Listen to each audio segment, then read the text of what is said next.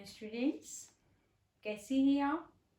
आशा करती हूँ आप बिल्कुल स्वस्थ होंगे और अपना पढ़ाई पर ध्यान दे रहे होंगे। बच्चों, आज हम लोग व्याकरण में अलंकार जो है, व्याकरण का चैप्टर है अलंकार, वो पढ़ेंगे और समझेंगे। बच्चों, अलंकार को समझने से पहले हर बार की तरह आप मेरे YouTube चैनल को लाइक और सब्सक्राइब करना ना भूलें।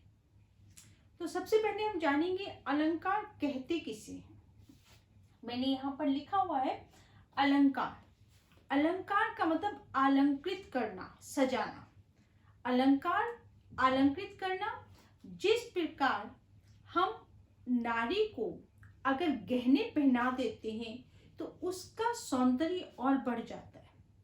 नारी अगर गहने पहन ले तो जिस प्रकार नारी अगर गहने पहन ले तो उसका सौंदर्य और बढ़ जाता है, उसी प्रकार काव्य में अलंकार का प्रयोग करने से काव्य का सौंदर्य बढ़ जाता है।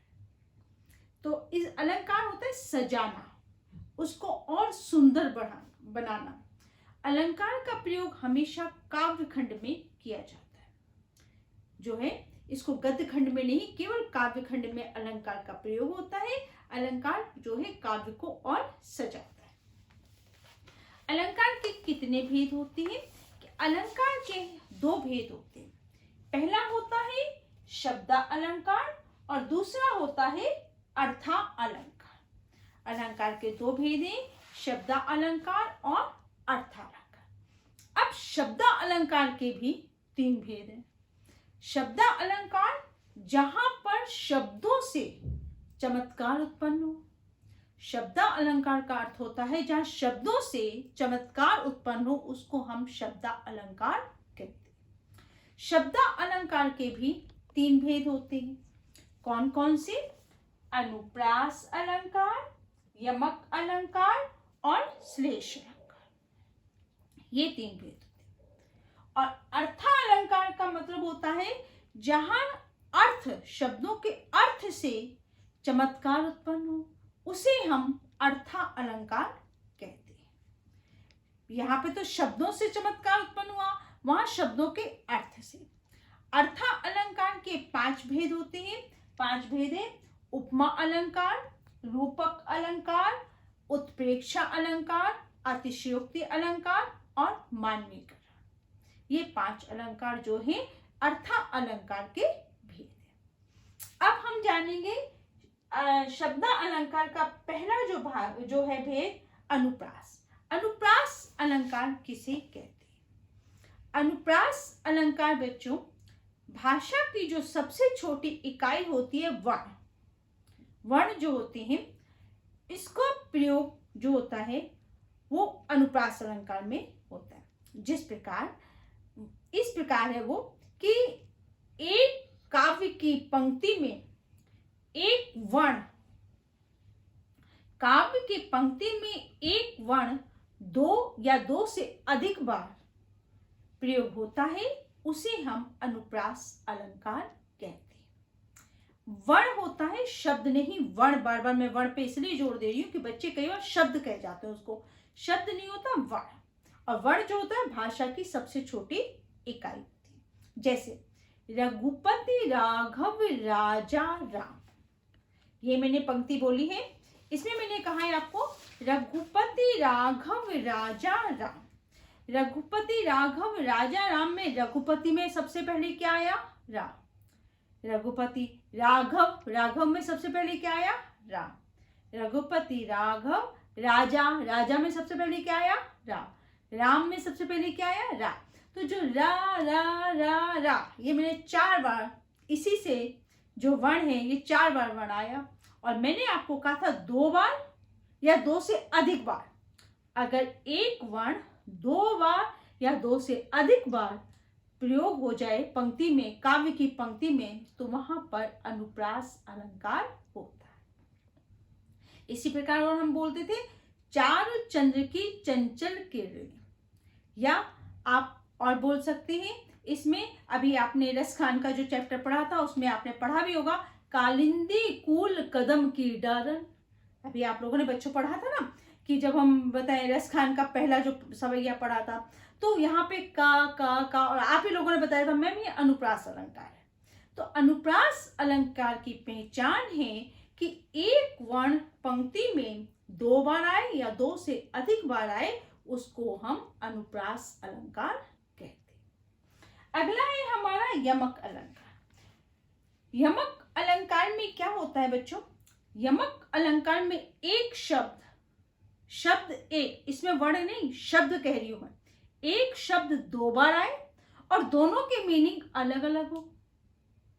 एक शब्द 2 बार आए और दोनों की मीनिंग अलग अलग हो, उसको हम यमक अलंकार कहते हैं। जैसे काली घटा का घमंड घटा, फिर से मैं रिपीट कर रही हूं, दोबारा मैं इसको पुनः दोहरा रही हूं। काली घटा का घमंड घटा, यहाँ पे एक शब्द मैंने 2 बार बोला है, वो शब्द था घटा। तो काली घटा का मतलब काले बादल, काली घटा का घमंड घटा, यहाँ पे एक घटा का मतलब होता है बादल, एक घटा का मतलब होता है कम होना, एक घटा का मतलब कम होना। तो एक शब्द 2 बार आया और दोनों की मीनिंग जब अलग अलग हो जाए तो वो यमक अलंकार कहलाता है। अगला हमारा है श्लेष अलंकार। श्लेष अलंकार क्या होता है कि इसमें क्या होता है, श्लेष का मतलब होता है चिपकना।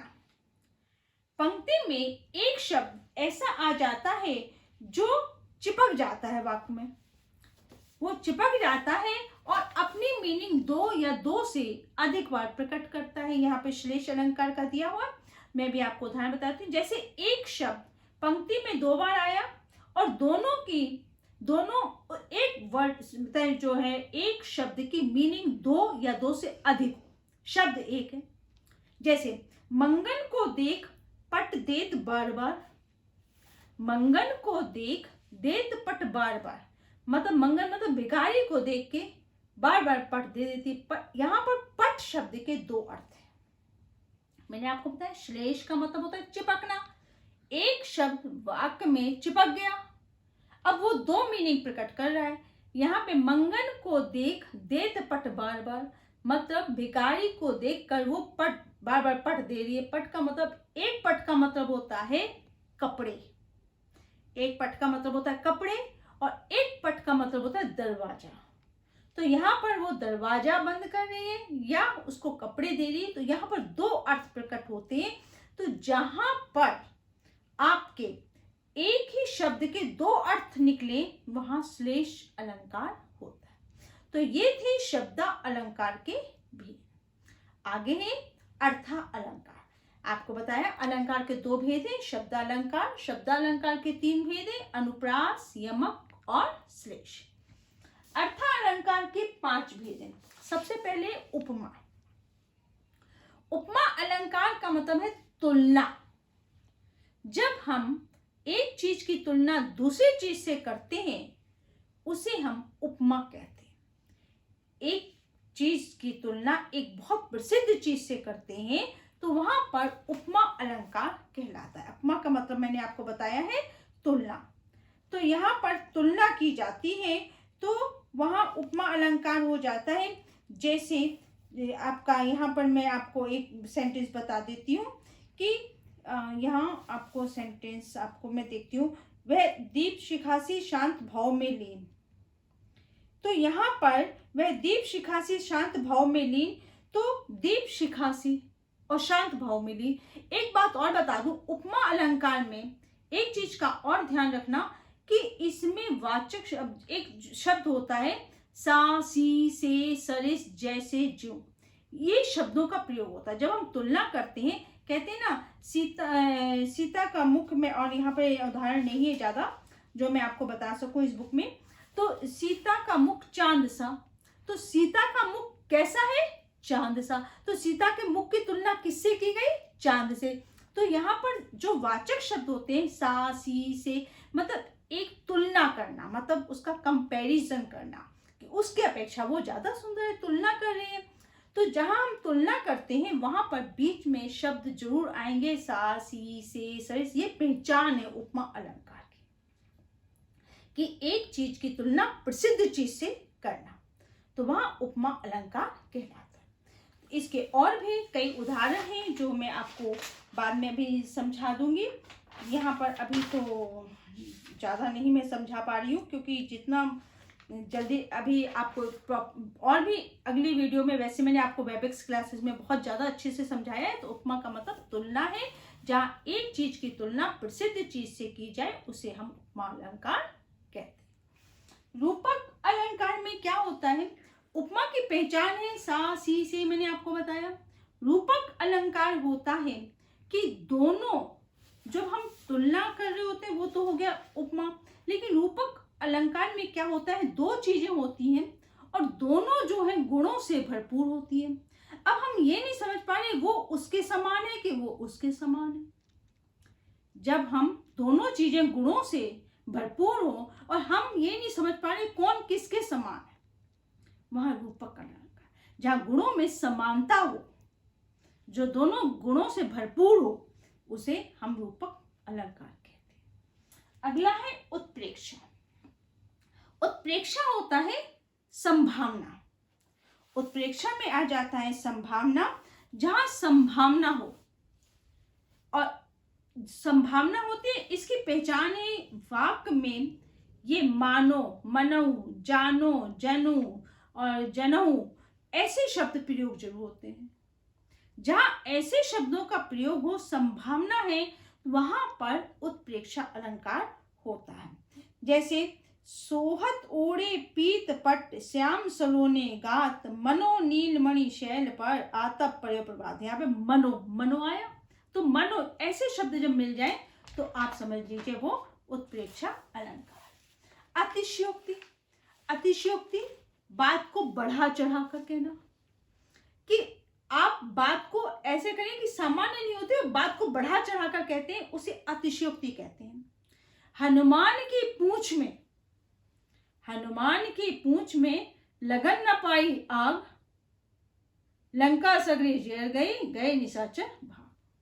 मतलब हनुमान की पूंछ में भी आग नहीं लगी थी, लंका भी सारी जल गई और राक्षस भी सारे भाग गए।